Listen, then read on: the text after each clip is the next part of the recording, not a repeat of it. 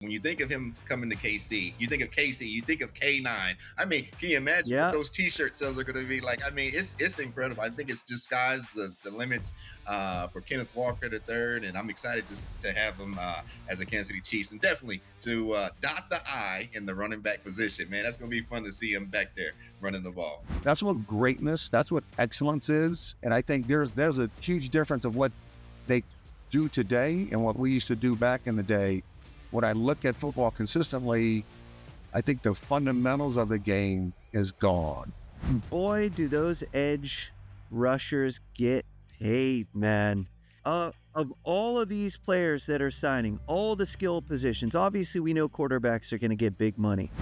And that green light clicked on. Yes. I looked at him, I said, that's all they do? This is it? You're like, yeah, you just got to believe it when you see it. Yeah. I'm like, oh. Right after that, 7 straight Pro Bowls. Yeah, give me the keys to the kingdom, 'cause I came, I saw, I conquered it all.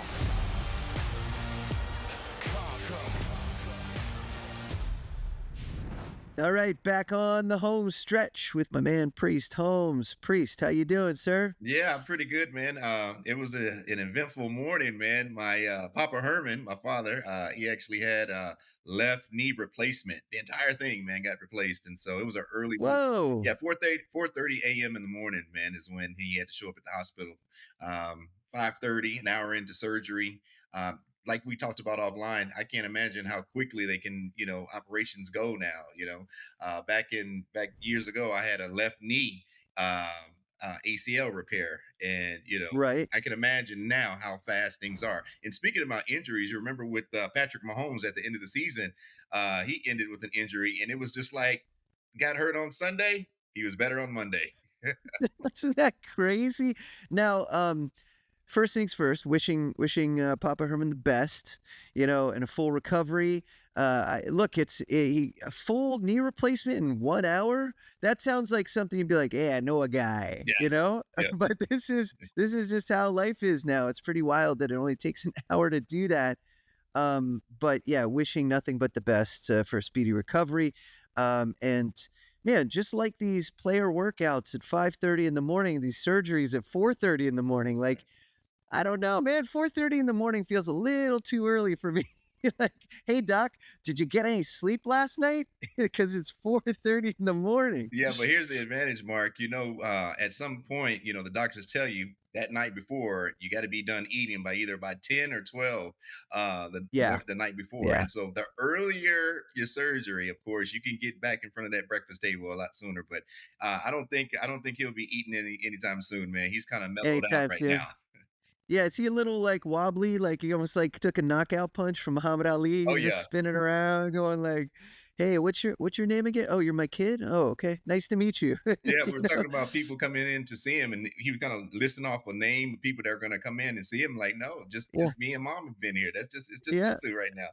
Yeah, That's so it's it. fine. That's it. All right, I got to give you a shout out to this hat that you're wearing right now. I love this KC hat. The times we've spent in KC through the course of season one here, the home stretch.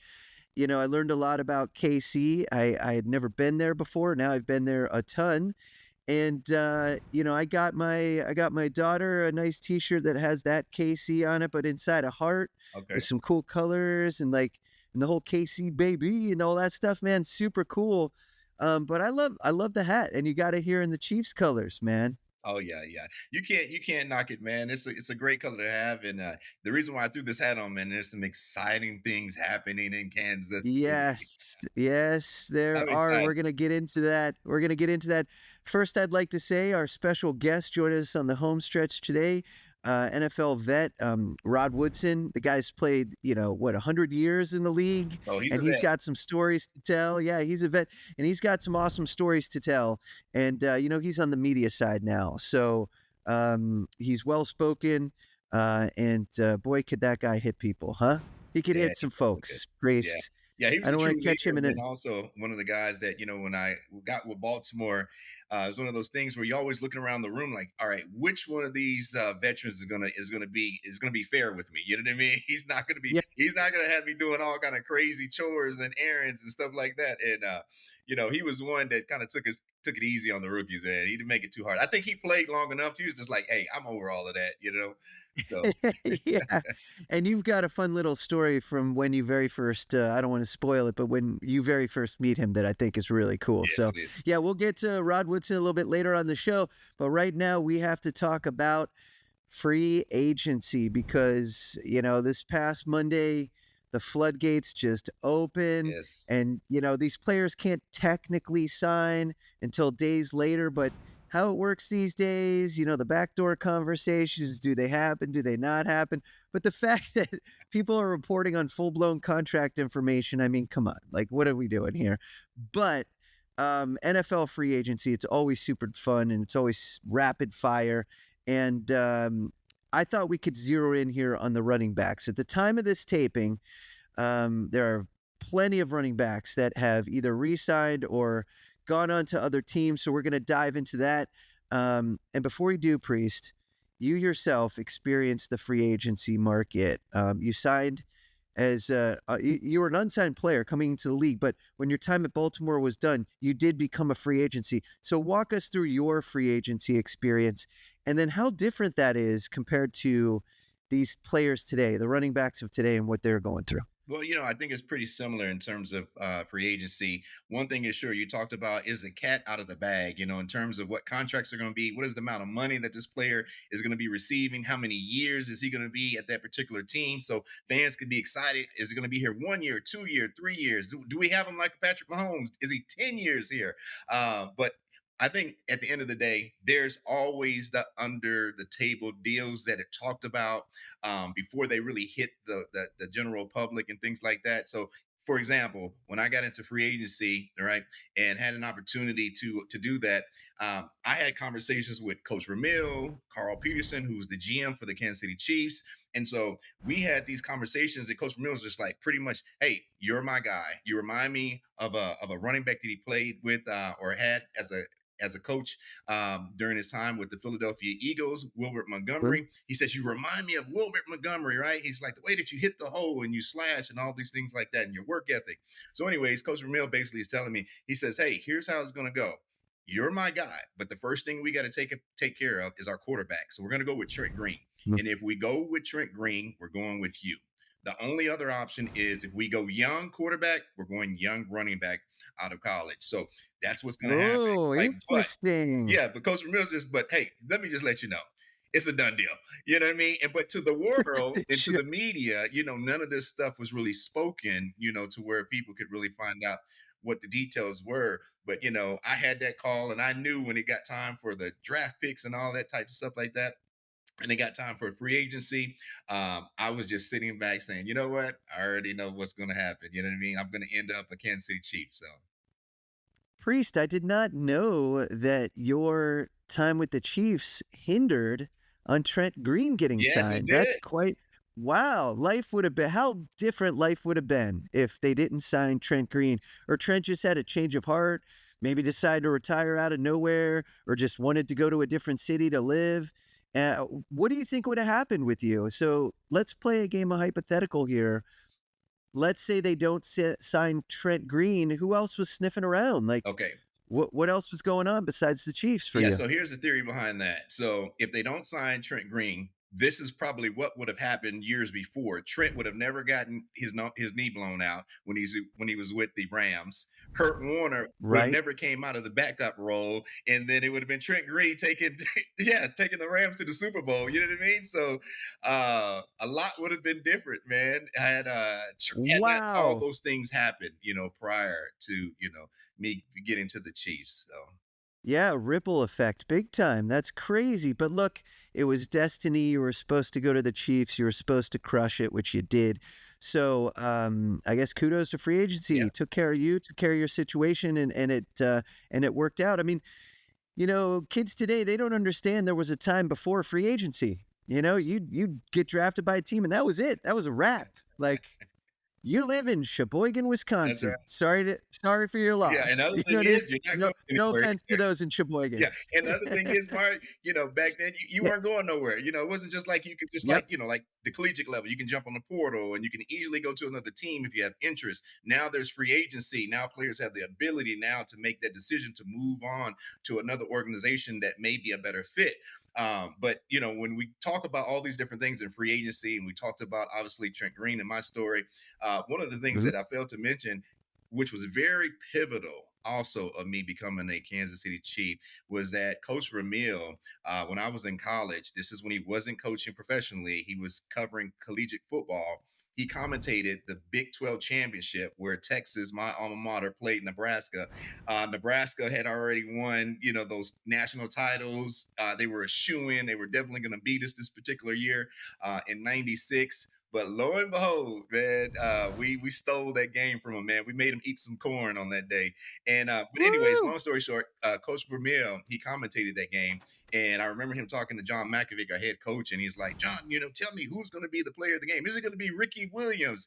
And then John Malkovich says, Coach Vermeer, we got another player named Priest Holmes. He's going to be the standout player. You just watch, and it ended up happening like that. And it's funny because Coach Ramil during the game, he made comments in terms of saying, hey, Ricky Williams is the guy to watch, but there's this guy, Priest Holmes. You need to watch him. He's going to probably end up being, I got an inside source that say he's going to be the guy that's going to be the man of the game, So, The yeah. inside So, source. anyways, Love it. just saying all of that, Coach Ramil said, ever since he commentated that game, he always, when he got back into playing football, he said, if I ever came across a chance to pick up Priest Holmes out of free agency, he wouldn't let that opportunity pass, man. So it was already in the makings 4 years before I even hit Kansas City.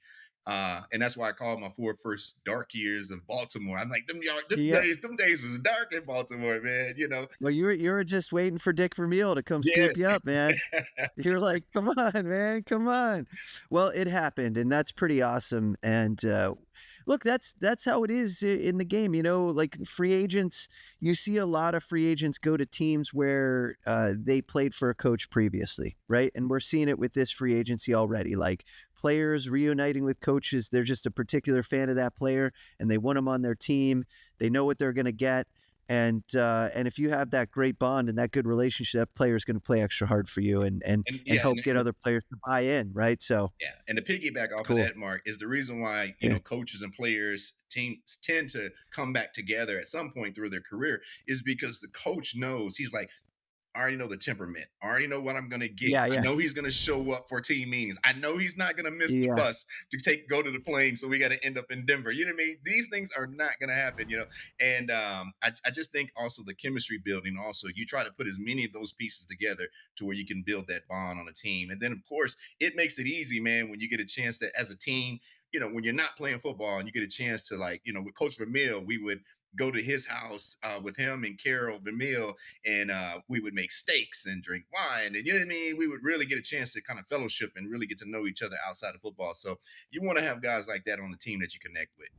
Breaking news from Bet365. New customers bet $5 and get $150 in bonus bets, win or lose. Sign up, place a bet for $5 and get $150 in bonus bets. Bonus bets can be used on the spread, player props, futures, and so much more. Hey, do you have a gambling problem? Call or text 1-800-GAMBLER in Arizona, Colorado, Illinois, Indiana, Kansas, Kentucky, Louisiana, Maryland, North Carolina, New Jersey, Ohio, Pennsylvania, Tennessee, and Virginia. Or 1-800-BETS-OFF in Iowa. 21 plus only, 18 plus in Kentucky. Please gamble responsibly. Must be present in Arizona, Colorado, Iowa, Illinois, Indiana, Kansas, Kentucky, and select parishes in Louisiana, Maryland, North Carolina, New Jersey, Ohio, Pennsylvania, Tennessee, and Virginia. $10 minimum deposit required. Terms and conditions apply. In-app only.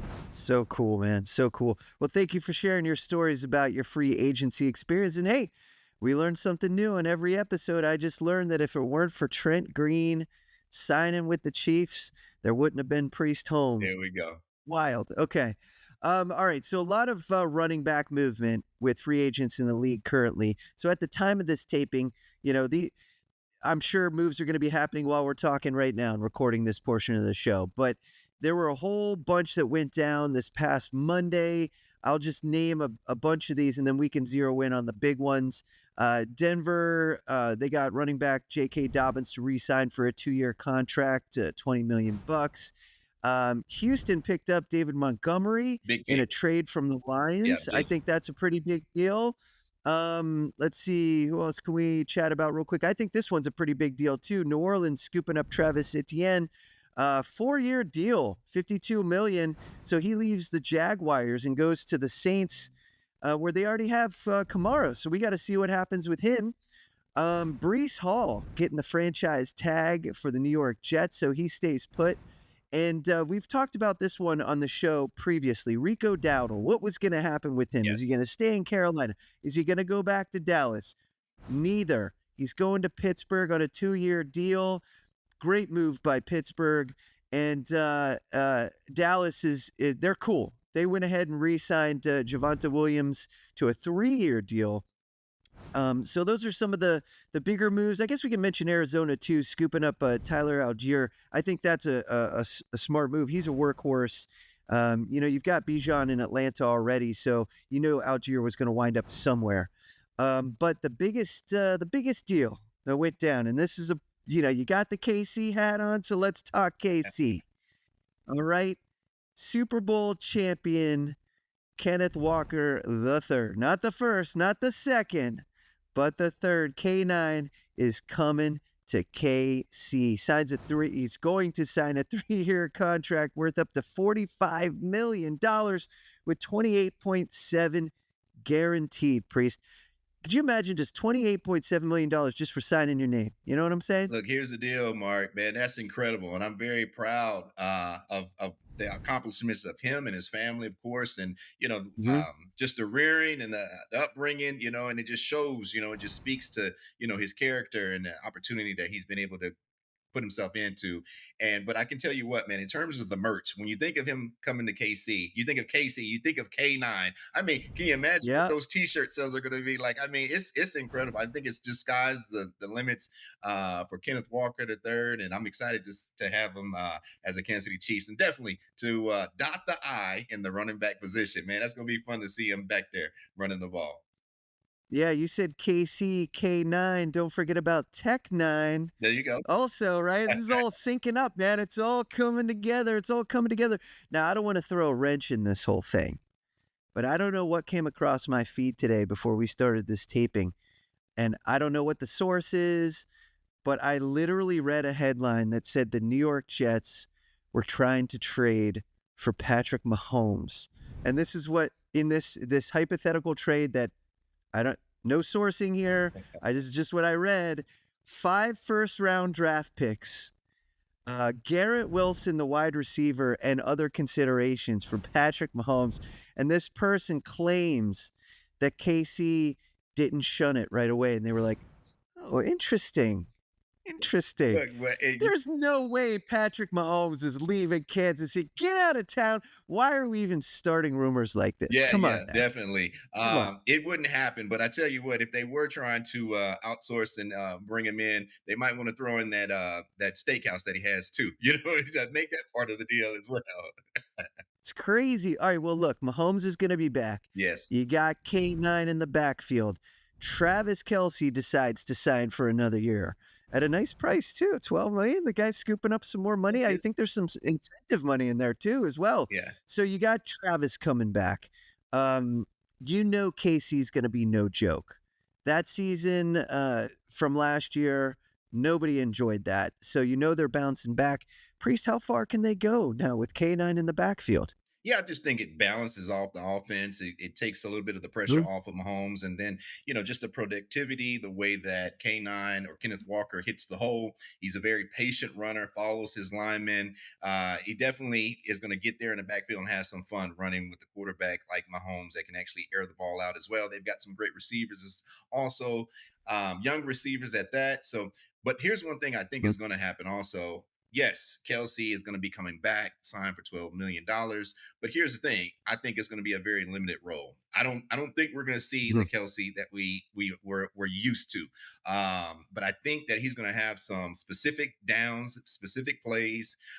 If he doesn't get targeted and get a few passes, they're going to be running the ball and they're going to be throwing the ball deep, to their receivers. So it's going to be exciting. But I still see a very limited capacity in Kelsey, although he's going to be. Kelsey? Yeah, the reason why I say this is because you can't beat Father Time. That clock Yeah, is you ticking on can't, the undefeated, yeah, it's undefeated undefeated, Father and Time. the Mhm. clock is ticking, and so it's much more of a risk. I would say, with Kelsey coming back in because, like I said, there's a lot more injuries waiting to happen, man. And as you get further into your career, for some reason, Yeah. it's like you're a magnet, man. Like what the heck is going on? Well, look, if I'm a player, and I know that I can get a knee replacement in 1 hour, I'd be throwing my body out there in some dangerous situations, man. Oh, okay. No, I shouldn't say that, but look, maybe Travis Kelce just gets used like strictly in the red zone or something, right? And it's just like near the goal line, classic Kelce. He can fight off a guy or two to catch a touchdown pass. Maybe that's the Well, this is capacity the they reason use why I him in. say that, and this is the reason why I say it should be limited, is because when you increase the role of the running back, and now you're going to have a lot Yeah. of perimeter runs, a lot of downfield runs, in the Mm. A gap and B gap, that forces now Kelsey to block. And I don't see Kelsey now at the very end of his career End of his turning. career. He's not Yep. going to turn into a Jason Dunn now. He's not going to give up all the pass receptions and running a 5 yard, 10 yard check route. He's not going to give that up to start blocking for a young running back that's come in with a 40-something million ticket. Yeah. I don't see that happening. And of course, and if you Yeah. keep him in the trenches, it's even easier for him to get an injury because like I said, it gets really really tough down there in the O line D line. Well, you mentioned young receivers. So Thornton, one of those receivers, he resigned as well. I know we'll go off running backs, but he signed for 2 years at 11 million. I will say this, boy, do those edge rushers get paid, Meal man. ticket. Do you see it? Of all of these players that are signing, all the skill positions, obviously we know quarterbacks are going to get big money. You get the one-off receiver like Pierce for Indianapolis, sets the record for most, largest contract for a receiver ever. It's crazy. And I had him on my fantasy team, and he was fine. I mean, I'm not saying he's not worth that money, but wow, like he scored big time. But it is interesting to see the ups and downs per position, Yes. right? Like I feel like now with Kenneth Walker shining, not only throughout the playoffs but in the Super Bowl, he's bringing a little bit of that steam back to the running back position. We're seeing running backs get a little bit more now, a little bit more. They're all of a sudden they're important again. I feel like when you were playing, they were the most important. And then it kind of dipped and it was all about the receivers because everyone's throwing the ball everywhere. Now I feel like it's kind of slipping back towards running backs a little bit. But man, those edge rushers on the defensive side of the ball are racking up huge contracts over $100 million. It is, and I just think yeah, the Unbelievable. game has changed, obviously, and I think obviously for the defensive ends, it's a pass rusher's dream. Hey, if I Mhm. gotta do my skill set and do my drills and know that I got to get at least 5 yards up the field, 5 yards down the field, and then make sure I can run left and right, east and west to the sidelines, I think I'd do it for 100 million too. You know what I mean? It's like, Yeah, yeah, yeah, absolutely. definitely would do it. Yeah. Well, of these running backs, besides Kenneth Walker III going to the Chiefs, who do you think's making a big impact here for their team? I mean, you think Dowdle is going to help push Pittsburgh over the edge? We don't know what's happening at quarterback yet. I feel like Rodgers is going to wait till the very last second. But, the Steelers able to squeak into the playoffs, but is Dowdle enough to change it and allow them to go further and make a deeper run? Do you think? Yeah, I think so. I think he's been definitely productive over the last 2 years. He's shown that he can do that, whether in Carolina or also with the Dallas Cowboys, 1,000 yard rusher back to back. That allows you to know, hey, this is the pedigree. This is what I got coming in. So, there's nothing less to be expected. So that's a good thing. But I think the biggest addition is David Montgomery to the Houston Yeah. Texans. Obviously, with them having one of the top ranked defenses, it gives them a great opportunity for someone that definitely, knows how to pick up yards in between the tackles. I think that takes a lot of pressure off the offense down there in Texas. Yeah, and for those who maybe have missed it, and you're going, well, don't they already have Joe Mixon? No, they don't. He was released by the Texans, and it's too bad, man. He suffered some injuries, but he was balling out before those injuries. He kind of rebirthed his career there in Houston, and I thought he was playing well. And like you said, injuries, they just catch up, and it's unfortunate, Yeah, but he had like a lower extremity injury to his foot, and then it just kind of seems like, wrap that bad boy up and get back on the field. But I can tell you, it depends on what type of running back you are. I mean, them ankles, man, they get pretty sensitive. So, some guys are yeah. able to push through it, but a lot of times, man, if you've got like a hairline fracture, if you got something going on with that lower extremity, as much as you want to put that weight on it, it just prevents you from doing it. So, and we've seen that. You can just imagine, even like a defensive end pass rusher, if you can't put that weight on that outside foot, it's going to be tough for you to dig in there in the offensive line and break through. Yeah, make cuts, all that stuff, and look, you get tackled in that pile, someone lands on your foot wrong, just re-aggravates it instantly. No fun, no Yeah, well, the bueno. days of getting your ankles twisted and getting poked in the eye and getting, all those days are over with, man. So those are the least of your worries. So it's just a matter of just, like hey, just a turf monster might get you. You might trip or something now. But there's a lot that they don't have to worry about, man. I used to joke about turf toe as being an injury, Yeah. and you'd be like, "Come on, man, turf toe, get out there and play," until you get a turf toe, Yes. and then you're like, "I can't even walk into the kitchen and get myself a bowl for dinner tonight." Yeah. So yeah, turf toe is no joke. I've seen some Um, 300-pound men, offensive linemen, and you would think a turf toe is not going to make you sit down. Yeah, yeah, it'll make a 300 yeah, pound guy sit down, put his yeah, foot up, ice it, put it in the hot tub, and then also ask for a note to get out of practice. I mean, it's yeah, unbearable. absolutely. All right, the last running back I'd like to talk about here quickly is Travis Etienne going to the Saints. I think he's a good running back, although last year he had an okay year. The year prior, he had a great year. Maybe it's just a change of scenery he needs, but the Saints are in full rebuild mode.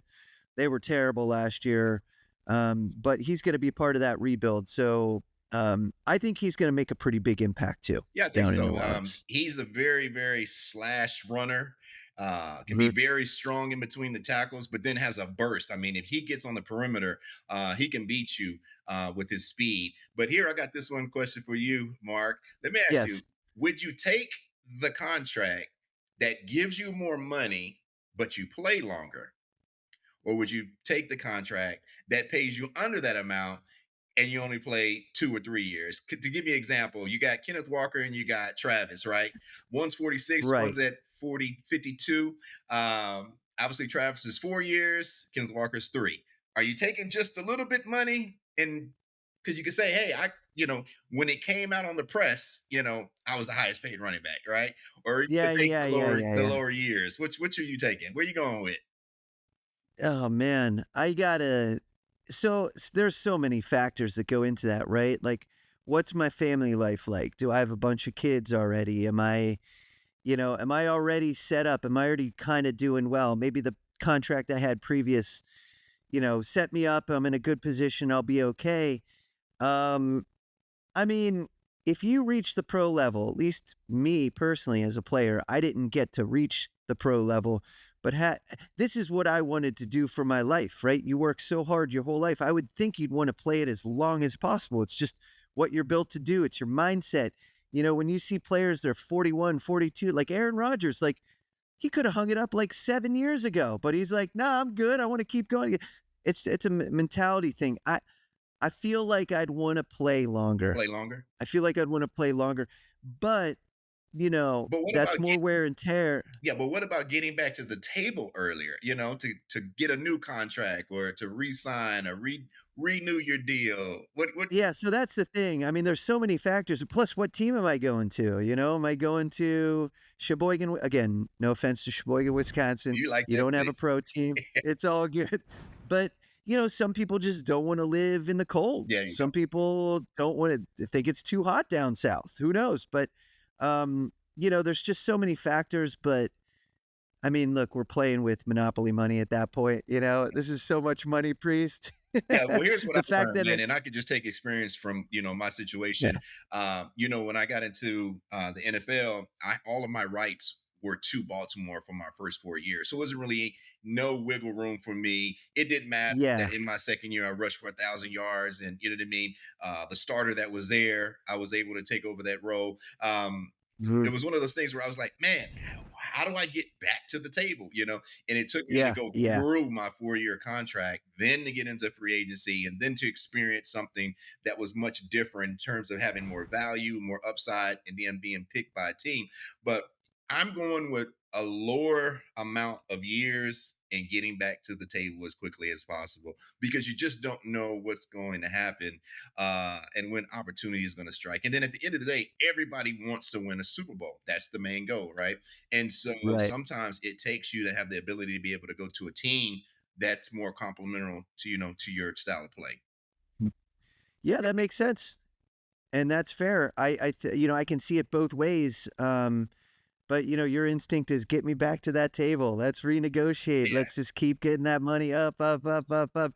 Where my brain is like job security, although there really isn't any job security in the NFL. They can cut you at any second. But my brain would just say, okay, they at least offered me 4 years. That means their intention is maybe to have me for 4 years. But then that's where that guaranteed money comes into play, man. All right, you want me for 4 years, then you give me 28.7 there guaranteed. And then you want to cut me tomorrow? Great, I don't care. you go. 28.7 to walk away, no more practice. I'm Yeah, good. if it don't work All out, right. hey, I'm good. Yeah, yeah, but it is wild, man. Just taking a step back for all of this in free agency. One, I'm glad it's there because I believe the individual should be able to hit the market, find out what their worth is, take the best opportunity, be able to make choices for themselves. I feel like people just in general should be able to do that in life. So I'm happy for free agency, but man, are those numbers getting big, Yeah, man. priest. They're insane. It's pretty Getting big. exciting. Yeah, it's pretty exciting just to see where the league Yeah. is, how it's growing and Yeah. expanding. It's going abroad. Even more games are played out of the country. So it's so much in terms of merch and opportunities and ticket sales. And now with social Mhm. media and branding yourself, it just kind of keeps that number going up and up and up. Through the roof.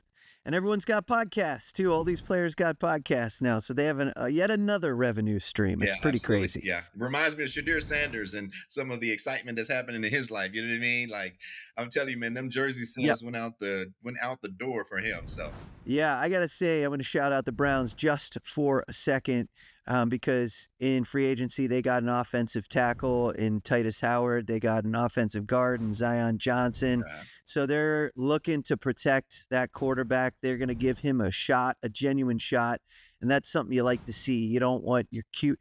Look, the Browns have been through 56 quarterbacks since 1999 or however many it is.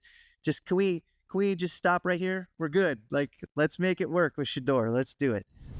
All right, Priest, Bet365. They've been riding shotgun all year, and we want to thank them for that. Awesome teammates. Speaking of teammates, thank you, Bet365. And we're going to zero in on teams that made running back moves for this segment, okay? We mentioned them earlier, what teams made some moves. There were some teams we didn't mention, like Tampa and Seattle. They did make some running back moves as well. And I want to ask you, Priest, how much these running back moves by these teams are going to influence their over/under projected wins for next season. Okay, and my OCD just tells me we go in alphabetical order. All right, the Arizona Cardinals, they're set right now at 4.5 games. 4.5 games. They brought in Tyler Algier from Atlanta on a 2-year deal. Do you think that puts them over 4.5 games or keeps them under 4.5 games? I'm saying they're going to be under, man.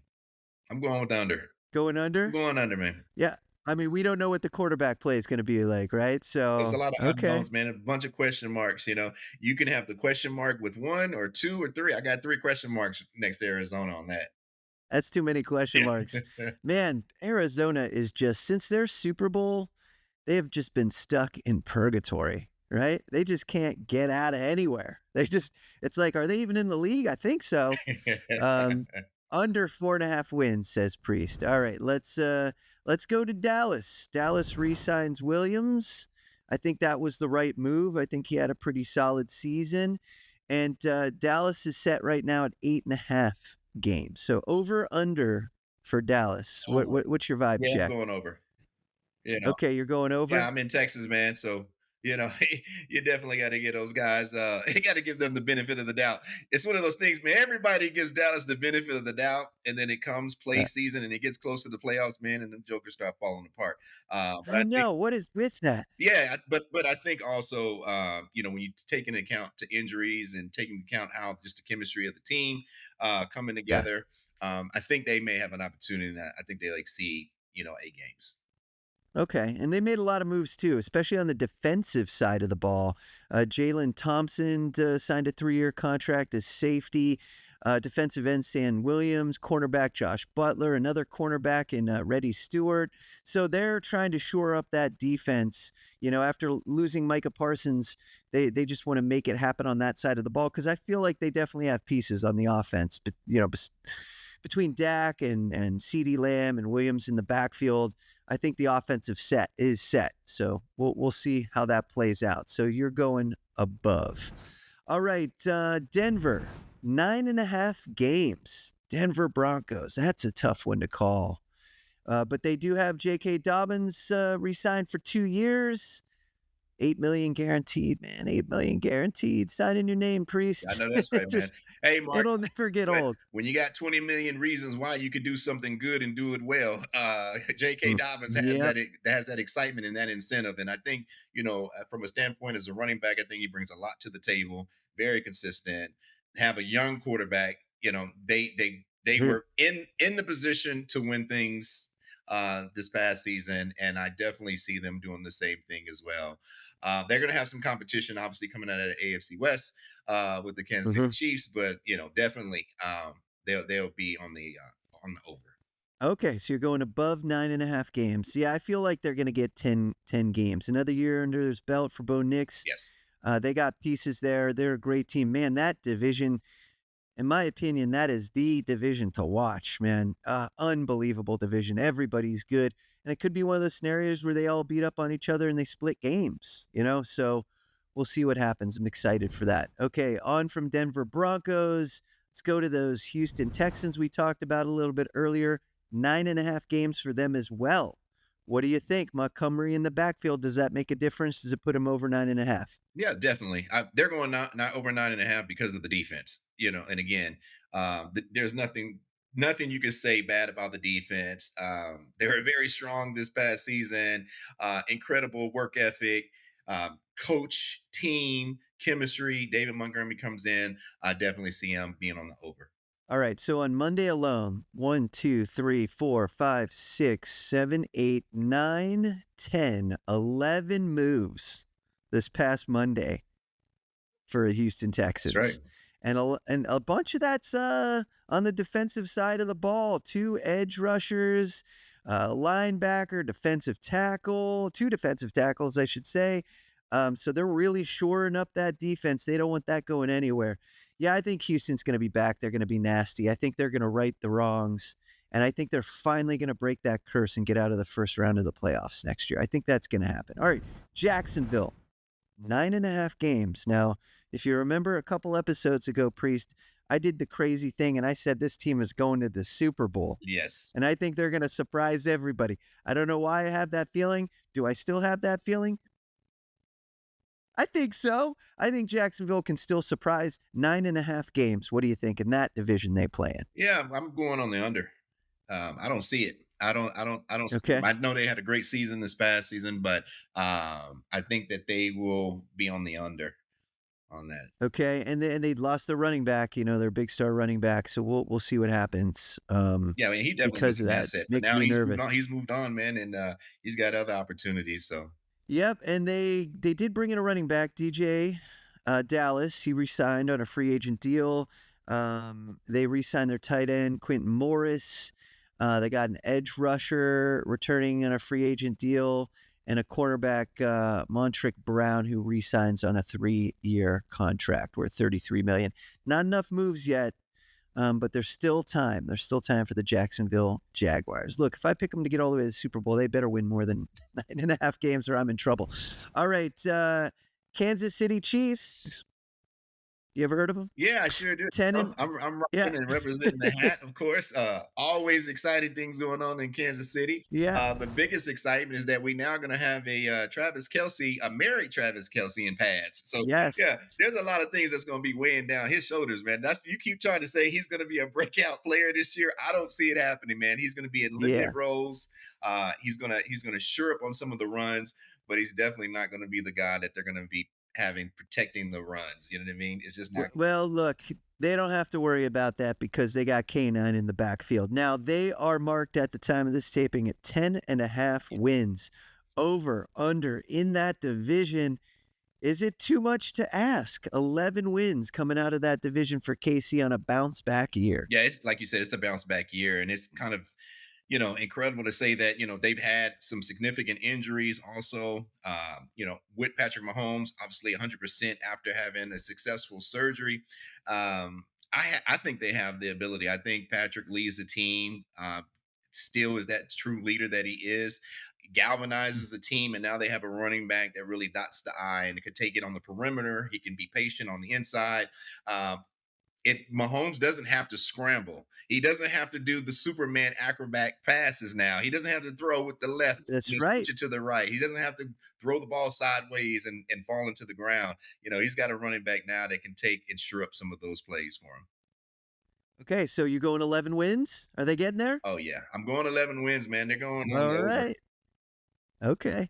I'm feeling 10 wins from KC. 10. 10 wins. Yeah, Mark, 10 wins. That's 6 losses. What are you talking about? That division is tough, man. It is. Look, it's hard to bet against the Chiefs. It really is. But I don't know. Just to go opposite you, I'm going 10 wins. I'm going to anger all the KC fans. You I'm see sorry. Kansas City losing over 6 times, 6, 7. You see them having over 7 losses. Well, it wouldn't be over set. It would just be 7 losses. Yeah. So, let me get back to you. I'm going to look at their schedule. I got to see who they're playing on the road. Because, look, at home, they're obviously going to be tough. But on the road, man, you never know. You never know. I'll have an answer for you shortly. Okay, LA Chargers, they're set for 10.5. What do you think about the Chargers? Yeah, I don't see the Chargers stopping. I see them still being good, and I'm going with the over with the Chargers. Yeah, they've got an incredible team. All right, let's speed up here a little bit. Minnesota Vikings, 8.5. 8.5, man. I'm going with the under. I'm going under. Me too. On Minnesota. 8.5 on the Vikings. Yeah. I don't know what we're getting with Minnesota. It's weird times there, Minnesota. Yeah, they're still wanting Sam Darnold back. You know what I mean? So, yeah. Yeah, so are all the fans who bought a jersey. No doubt about that. Right. New what Orleans happens to Saints. those jerseys, Mark? Where do the jerseys go, man? What do you do with them? You see a lot of duct tape going over the name with some Sharpie writing whoever's playing QB that week. That's what you see, Priest. Those jerseys aren't cheap. All right, New Orleans Saints, 7.5. What do you think? Yeah, so with the addition, obviously, with Travis, obviously, to the Saints, man, I think he gives a little boost to those guys, and so I'm going with the over. All right, cool. We're going to see some unexpected not unexpected anymore, but some good quarterback play. I think they got a winner there from the second round last year. All right, the New York Jets. I'm surprised there's even an option for an over. Me too. But I guess there is. They're saying 5.5. I just don't. I mean, this team didn't even get an interception all last year. I feel like no team has ever done that. Someone in the comments correct me, but was that the first time that's ever happened in NFL history? Not a single interception all year. That is crazy. Yes, it is. 5.5 games. You think this team could win 6? No way. I think how low can you go? 3 wins is where I'm at with the Jets. Yeah, this is what we say back when I was playing football, man. When you don't have any interception, you say, man, somebody on the defense is stealing. Somebody's stealing their contract right now. You know what I mean? It's like, you got to show up and work, buddy. And so I can't believe that happened. You know what I mean? That's a record that will be there for a while. Gonna be there for a minute. So under for the Jets for you as well. I don't even have to ask you.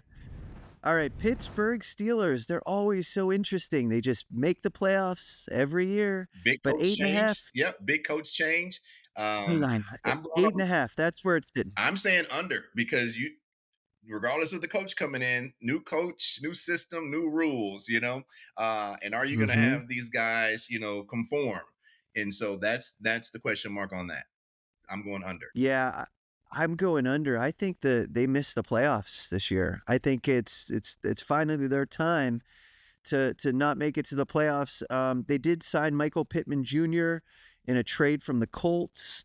I mean, that's a pretty big move. Yes, it Rico is. Dowdle Yep. is a good move. Uh, they're a tough read, I think but Rico is going to be very productive. I think also just a new environment, new team. He's already shown that he can leave one team, go to Carolina, and also produce. Right, we can say this thing's going to be consistent with the running game. They're going to produce. They like to run the ball also, and so. But I'm going under in terms of what their record's going to be. Okay, me too. Me too. All right, the Seattle Seahawks, the defending champions, 10.5 games. What do you think? Over, under? I'm going over, man, because Jackson got paid. I'm going over, man. He's excited. He's exciting to watch, and he almost to the point where he can beat you deep. He can run routes over the middle. He can run out the backfield and set up a screenplay. I think he's going to have a fantastic follow-up season, specifically to him in the receiving game. I agree. I don't think you're stopping him anytime soon. But the loss of Kenneth Walker the third, how much does that affect them? Or are they going to be okay because they got Charbonnet? Yeah, I think Charbonnet obviously as a 1-2 punch before Charbonnet went down. You saw Kenneth Walker, Charbonnet, they were neck and neck. You know, one had 800, the next one had 700 yards rushing. So as a duo, they definitely had the right ingredient. But you know, they lose Kenneth Walker, and then they also have the ability to still have a Super Bowl team coming back. Always hard to defend, you know, what you did the year before, but we'll So see. hard. Yeah, we'll see how they do. So I'm going over. I think they're going to be winning Okay. more games. Okay. And the last team we'll talk about here quickly is the Tampa Bay Buccaneers. They're a hard read. So they scooped up Kenneth Gainwell from the Steelers. He signed a 2-year contract at $14 million, 10 guaranteed. Nice. I don't know. Tampa Bay, man, hot 1 second, cold the next. 8.5 is the perfect place to to put them, but they Yep. can't win 8.5 games. It's either got to be 9 or it's got to be 7, unless they have 4 ties and they only win 3 games. Who knows? But what do you think out of the Tampa Bay Buccaneers Yeah, this I'm going season? opposite of you. I'm going over. I think Tampa Okay. Bay. Oh, you're going Yeah, over. I think Tampa Bay definitely with Kenneth Gainwell, and you know, it's just interesting, man. When guys get these new contracts, man, they got something to prove, and you know, they did also lose their top receiver. That They ended up. did. Yes, yes, and he got paid. You know, he had a Yeah, great Mike Evans. contract. Oh, Yeah, baby. Mike Evans is gone, man. But I think actually I think Evans' time had kind of expired there, and it's good to see. Obviously, coming back from the injuries and things like that from this past season, Yeah. but it's good to see, man, that he's gotten paid and he's moved on. But I think Tampa Bay, I think they'll do pretty well. I'm going over. Okay. I'm going under, man. I don't know. I feel like Tampa Bay is just going to drop off. They did re-sign their tight end, Kate Otten. What do you go? 3-year contract at $30 million. But they've got time to make moves. They've only made a couple moves so far, but running back's a good place to start. And shoring up your tight end never hurts either. All right, that's going to do it for this Bet365 segment. Priest, we'll see how you do on those over-unders. I mean, we got plenty of time. More moves are going to be had. But, man, I'm with you. The Chiefs are going to be back, and it's going to be fun to watch. You know what else is going to be fun to watch? What was that, Mark? Our interview with Rod Woodson, which is happening right now, man. Let's get to it. Hey, do you have a gambling problem? Call or text 1-800-GAMBLER in Arizona, Colorado, Illinois, Indiana, Kansas, Kentucky, Louisiana, Maryland, North Carolina, New Jersey, Ohio, Pennsylvania, Tennessee, and Virginia. Or 1-800-BETS-OFF in Iowa. 21 plus only, 18 plus in Kentucky. Please gamble responsibly. Must be present in Arizona, Colorado, Iowa, Illinois, Indiana, Kansas, Kentucky, and select parishes in Louisiana, Maryland, North Carolina, New Jersey, Ohio, Pennsylvania, Tennessee, and Virginia. $10 minimum deposit required. Terms and conditions apply. In-app only. All right, Priest, time for another special guest here on the home stretch. That's it. You know, it's big time when I bring out the iPad because these highlights are The credentials are long. the credentials are long. All right, so I'm gonna start with first round draft pick, 10th overall. Right, these career stats are nuts, man. Almost 1,200 tackles, 71 interceptions. Okay, that's right. 17 touchdowns, 20 forced fumbles, and 13 and a half sacks.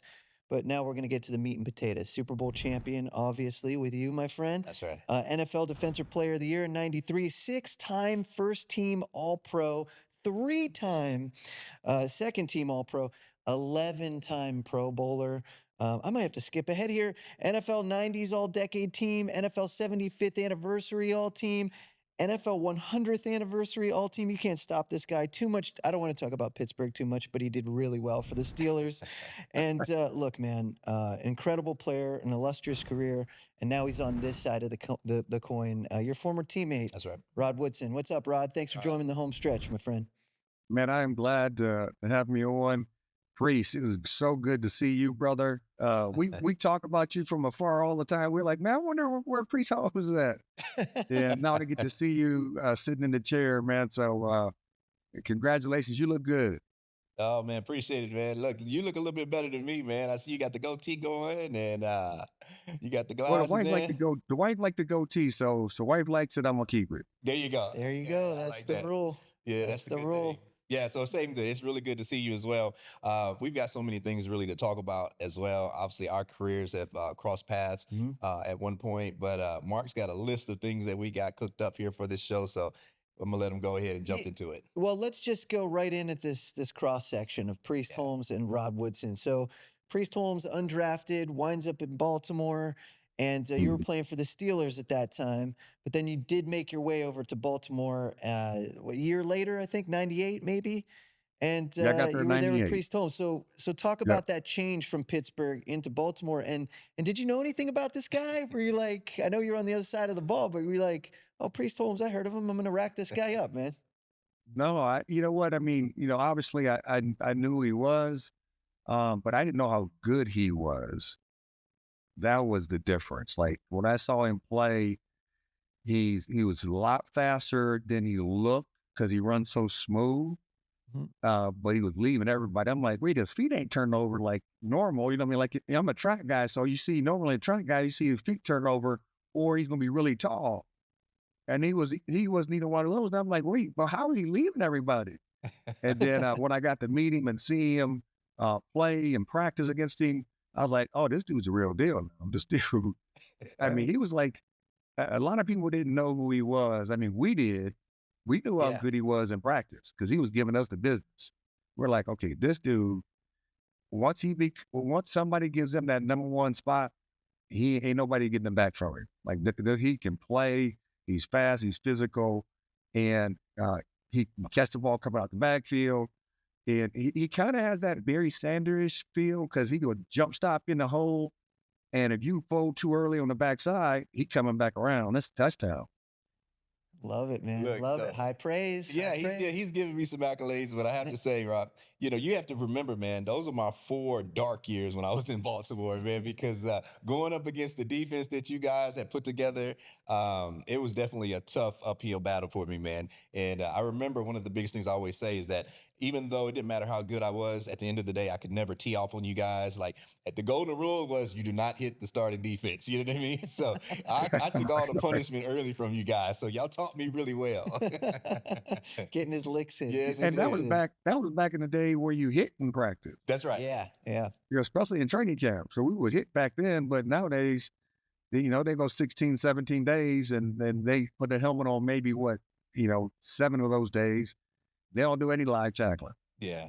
So Yeah. tell me this, Rod, just talk about that real quickly. You could just spend maybe a quick couple of seconds on it. But when we talk about our tool-days, practices back then, the amount of time that we had to spend weeks before the season even started compared to now, even with you doing some radio and also your broadcasting, what are some of the differences you think from just when we were playing that you see as the biggest thing in terms of the player's health? Yeah, I mean, obviously the rule changes, right? Yeah. So, I mean, we sued the league to get free agency. We get free agency, right? Then we come back years later, we sue the league for CTE, right? And then the league said, okay, wait, hey, whoa. If my employees are going to sue me, we're going to put a lot of different rule changes. So they made a lot of changes in the rules. So, and it started with the OTAs, right? Which we never had. I mean, I had at the end of my career, but not at the beginning. So at the beginning, in all season, we worked on our own. Gotcha. Like you did your own thing. I wasn't paying somebody to train me. I don't need to pay somebody to trade me to make my money. That's right. It's my money. So I don't need anybody to do anything like that. So, but I think the difference of today's guys and what we used to do is that, you know, they're in the building way longer than we used to be, Gotcha. right? Where the OTA starts right after the draft, and you go OTA 1, OTA 2, OTA 3. So they're always in the building. And concussions is a big item. Yes. For the league. So, they don't let them put the helmets on that often. I think there's only get 17 or something like that throughout the whole year, not a whole bunch. And a lot of guys don't even use a lot of teams don't use that up. So I think there is a huge difference, but we came in, I worked out in all season. I remember me, Carnell Lake, Greg Lloyd, we would get up at 5:30 in the morning, go swimming with Merle Hodge at a swim pool. Then we'll leave there. Those guys would go to the weight room, and me and Carnell Lake will go to the track over at Carnegie Mellon, and then we'll go leave from the track over to the stadium because we practiced and we worked out at Three Rivers. So we went over to Three Rivers and we lifted, and then we went to the field and did our field work. And heck, we didn't get done until we would start 6 o'clock in the morning. We didn't get done until about 1:30, 2 o'clock in the afternoon. And we did that here we consistently throughout my whole 5:30 in the career. morning, man. 5:30 in the morning. What are you guys doing, man? The games are at night. I don't understand this training so early in the morning, but that's what everyone did, right? Yeah, I mean, we really train. The way I look at training is that you train your mind. You're training your body to get your mind ready. Okay. Because your mind is stronger than your body. Yeah. And and you can go and practice where you get tired, and then you can have self-pity for yourself. And as a corner, when I'm tired, I can say, okay, I'm tired, I'm gonna play off. Or am I a corner that says, I'm tired, but I'm gonna challenge myself, so I'm gonna go press. And that's what I did. I mean, every time I got tired, so we would train to the point where we got tired, because you're gonna get tired in the game. That's right. You're gonna be tired in the fourth quarter. Mm-hmm. So I have to learn how to practice, or I can either, and it's a it's a saying that an amateur will practice opening and over until he gets it right. A professional will practice over and over and over and over until he can't get it wrong. Those are two different outlooks, two different ways of seeing it. And the professional is going to keep doing it until every shot, if he's a basketball player, every back pedal is going to look the same consistently, right? That's what greatness, that's what excellence is. And I think there's a huge difference of what they do today and what we used to do back in the day. When I look at football consistently, I think the fundamentals of the game is gone. But they're still athletic players, right? I mean, everybody who gets drafted and playing in the National Football League is the biggest and the best of American football in the world. Mm-hmm. So you do get to see good athletes. I just think the foundation, the fundamentals of each position consistently is not what it used to be. Yeah, and the thing that I noticed is that when I got to Baltimore, not only did I have Ernest Biner that was in my running backs room my first year in 97, and then when Rod came in 99, 98, it actually was an opportunity for me to just see players that had played before me that I had watched when I was in college. But it was one of these things that their work ethic was incredible, and that kind of speaks to kind of the foundation that you're speaking about in terms of how you worked and how early in the morning you guys were working. But it was incredible. Should I mean, this isn't meant to embarrass, but Priest and I were talking about how we used to play you in Tecmo Bowl, before Priest got into the league. So, because he's like, man, wait, when did Rod come into the league? I was playing him in Tecmo Bowl. That's the first thing they told me. That's the first thing they said when I got into the locker room. Man, I played with you in Tecmo Bowl. I was like, dude, stop. Stop. They used to call me, they used to call me grandpa, because I was like, some of the guys, I was like 10 years older than most of those guys in the room, right? And, I got there, I was year 98. That was year 12 for me, or 11 for me. And I think I know for Ray, that was year 4 for Ray. So all those guys are young Yeah. and vibrant. I remember how I felt, when I was young and vibrant. And I'm like, hey, I'm at a different mindset in my life, man. But Yeah. I know one thing that we know, like in the Pittsburgh way is their motto is the standard is the standard. Yes. Yeah. Right. You have to adhere to that standard or you're going to get fired or you're going to get cut. But it taught me, especially being with Cardinal Lake. Cardinal Lake is a workaholic. Like my first workout, my first 2 years before Carnell got there, I would go to the driving or go to the golf course. I get like 4 clubs, I hit the ball, and I jog to my next ball. Yeah. That was my workouts wow. in the off season. And then Carnell came in, and man, we were working. I mean, when I started working out with him, that's when I was like, okay, these are real workouts. And it just became a part of our DNA. It's like we always got up, always was there, rain, shine, it didn't matter. We're working. That's it. Now, I know at the beginning of this interview, we read off all these accolades and, the successes throughout your career in the National Football League, but we almost didn't get to see any of these because Priest, this guy was a stud when it came to track and field, and he was at Purdue. Was there a chance you weren't going to the NFL? Like, was there another path you almost took? Yeah, I mean, in '87, I don't remember. Priest, you weren't in the league yet, but in '87 there was a holdout, and that's when they had to strike. They had to replacement players that came in, and I remember I was running track, and at that time I had the 4th fastest time in the world in the 110 hurdle. In the world, man. And World. when I left Purdue, I was running for the LA Track Club, and the LA Track Club, I mean, I was the only guy on the LA Track Club. But we had like Merlene Oddie, Pam Marshall, Silva. There was a couple other, I can't remember all the girls that were on it, but they were all really good. Yes. And I was the only guy that ran hurdles. And a guy named Chuck Beavis basically taught me how the rhythm of the run. So I got a little bit faster as I started running with him, and I got the 4th fastest time in the world. I got to go overseas because me and the Steelers at that point, the Steelers were kind of cheap. Love them to death, but they were kind of cheap back in the day. And I remember I'm running track in LA, and one of Jim Boston comes out to visit me when he thinks that the strike was going to be over. And he's like, hey, we're going to offer you $1 million signing bonus and X amount of this. And then I'm like, listen, because I thought I was going to be the 3rd player taken. Okay. But then certain players got drafted and it kind of knocked me down, which was a blessing in disguise. But I was like, Mr. Boston, you can tell the Roonies that I never had money in my pocket. I don't know what it feels like to have money in my pocket. Tomorrow I'm going to get on the plane and go to Nice, France. I'm going to run track.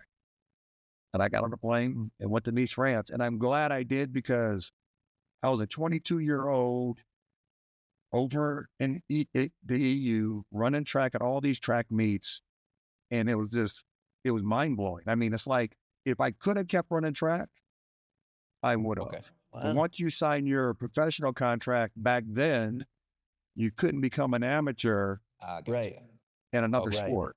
And now you can be a professional and an amateur and play in the Olympics and do all that stuff. I mean, so I was just a little bit before my time. Yeah. So you said 87 was the lockout, and then also 93 free agency. Is that when free agency was implemented? Free agency started in 90. I think we sued in, I can't remember if we started the lawsuit because it was a Reggie White antitrust suit. Yeah. I think it started in 91, 90. So it was either 92 or 93 where the free agency started. I can't remember the exact year, but I remember Reggie being a part of that. I was one of the nameplates on the back end of that because I was up for it was called Plan B free agency. Really, nobody was moving in Plan B free agency. I can tell you that right now. Nobody did ever move under Plan B free agency in the history of football.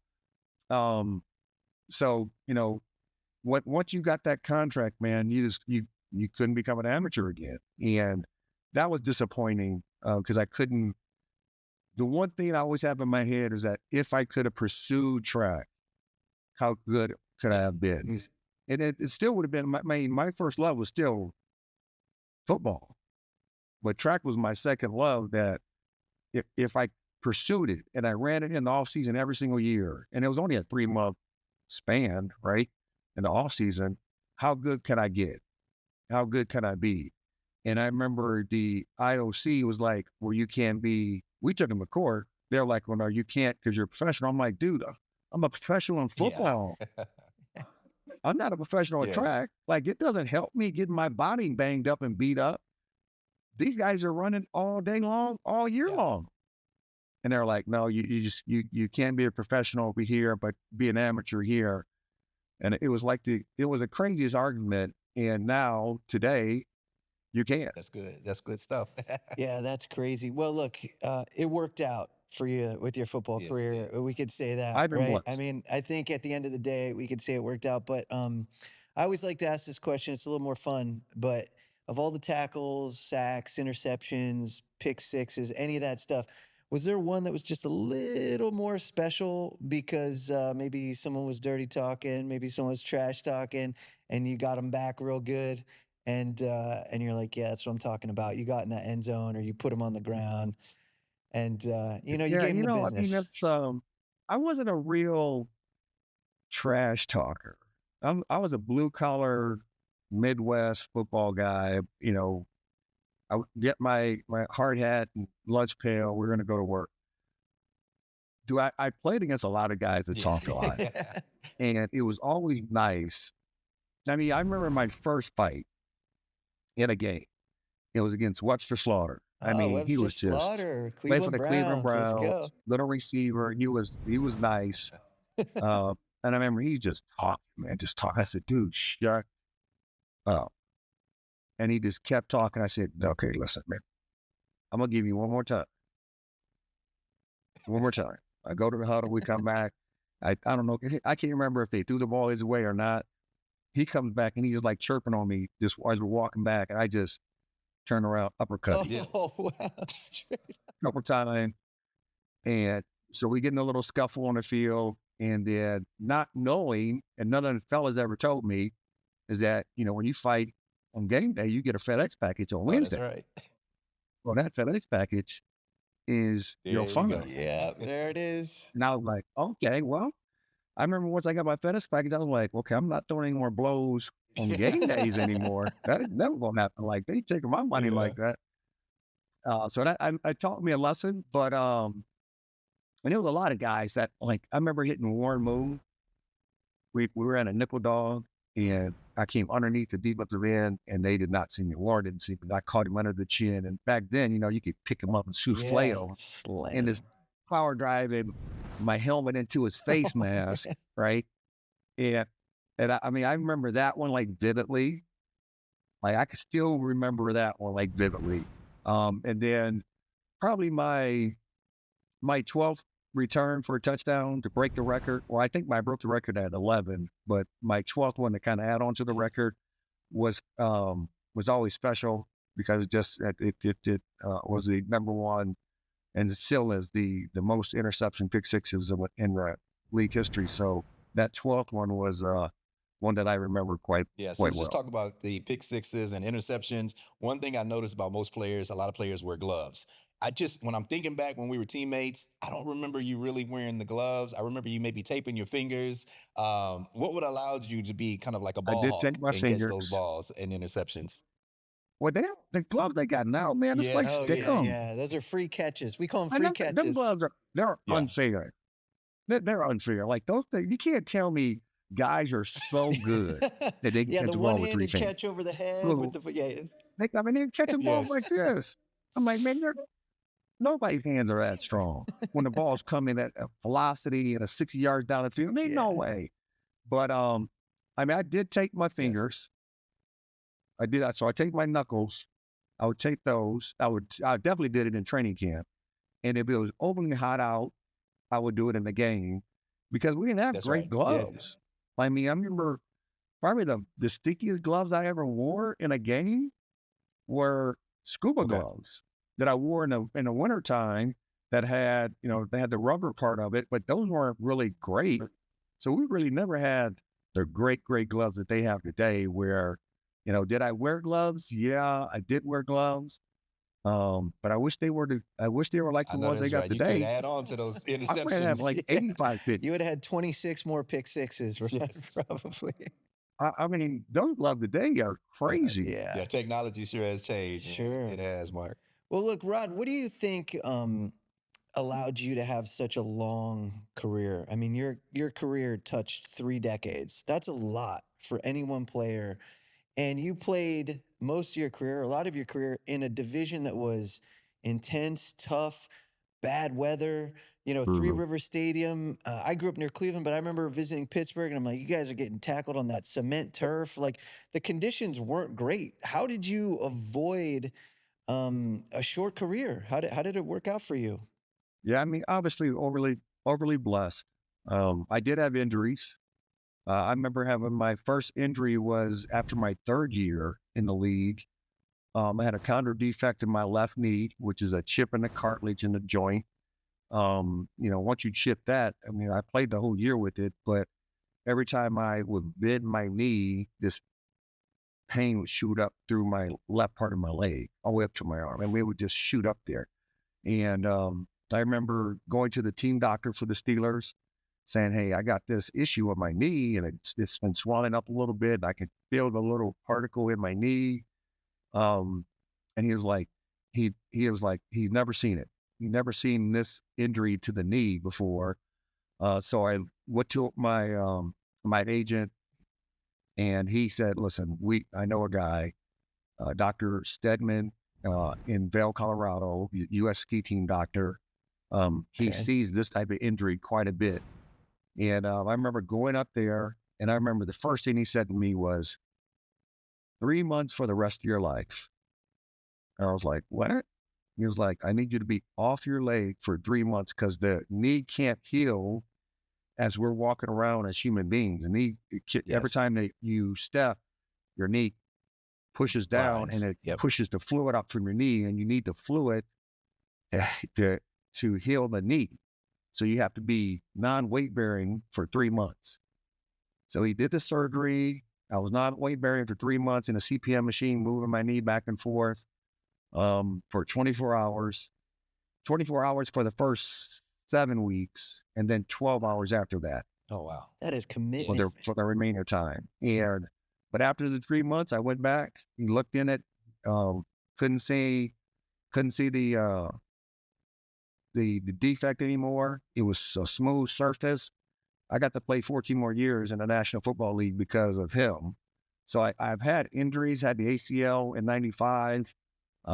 What happened when I was playing against Barry Sanders on that artificial turf you're talking about at Yes. Three Rivers.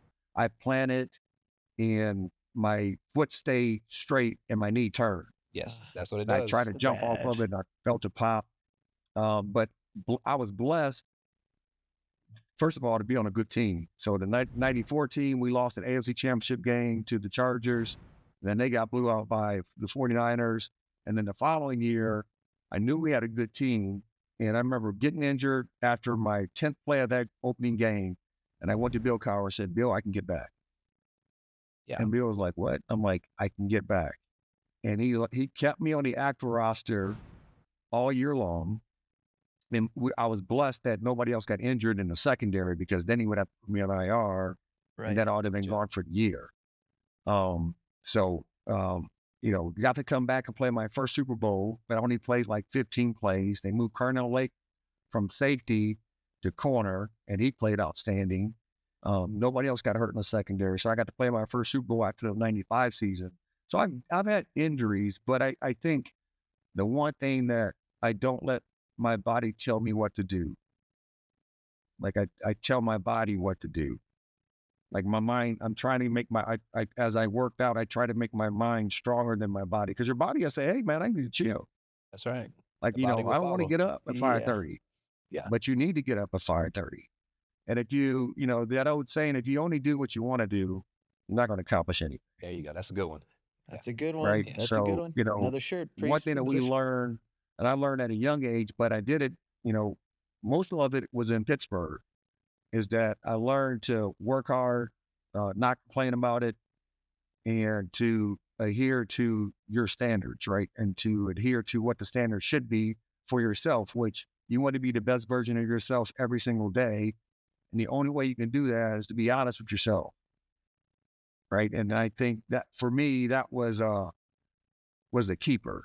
Like just looking in the mirror, talk to myself saying, dude, you're tripping. Like, you can't do that anymore, or you should do more of this. And, like I said, I've been very blessed. And plus I had some really good coaches. So I reeled that one back. Yeah. I had some really good coaches. First team in the league, I had Tony Dungy. Yes. He was my DB coach and my D coordinator. Tony leaves, and I get a guy named Rod Russ. And Rod Russ was the one guy who taught me how to see football through formations, not personnel. Because I remember I'm not paying attention to him, which I was tripping as a young guy. I was in the locker room. We were walking through, and he cussed me out. And he was like, you need to be a better athlete, or you need to be more than just an athlete. You need to learn the game mentally. And I don't know what made me say it. I was like, well, teach me. Yeah. And I wasn't married at the time and didn't have my wife at the time, didn't meet her at that time. And me and him met in the off season for 5 straight weeks. And I remember his first question to me was, how many formations can an offense get into?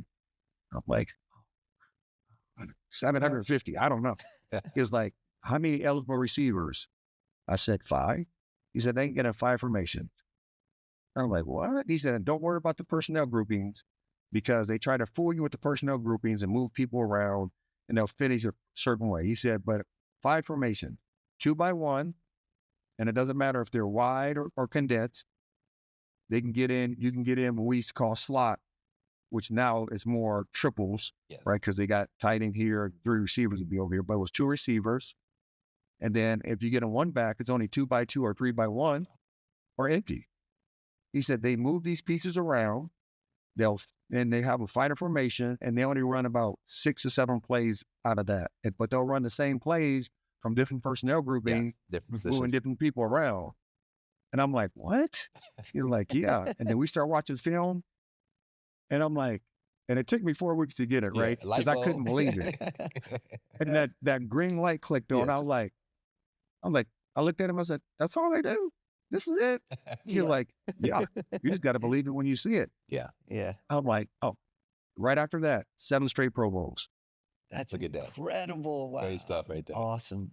It takes to you making attention to detail and listening. I tell you that much. And it's a good thing it wasn't 750 plays, right? Because Yeah. that would have been a lot to memorize. I would have been lost. Yeah. Well, I hate to Yeah, say but it. I was blessed. I had him, Rod Russ, and then after Rod left, I get Bill Cowher, Don Capers, and Dick LeBeau Oh wow. Great coaches. for 5 years. So 10 years of all this knowledge Yes. of just teaching me how to play the game, how to get a foundation. So when I left Pittsburgh, I mean, I didn't meet another coach or coaches that had the same. I met some coaches that had the same type of knowledge, but I was so blessed to be able to have those 10 years of just those coaches feeding into me. And it became a part of who I was. There you go. That's awesome. That's it. Well, I hate to say it, Rob, but we got to get going here. Pleasure to talk to you. Thank you for sharing some memories and telling your story a little bit. And if I learned anything from this interview, it's to not take my Webster Slaughter jersey out of my closet and go trick-or-treating at his house, because I don't want to get uppercutted. I just want some candy. So, but I appreciate you, Rob, man. Pleasure to meet you. Pleasure to talk to you, all right?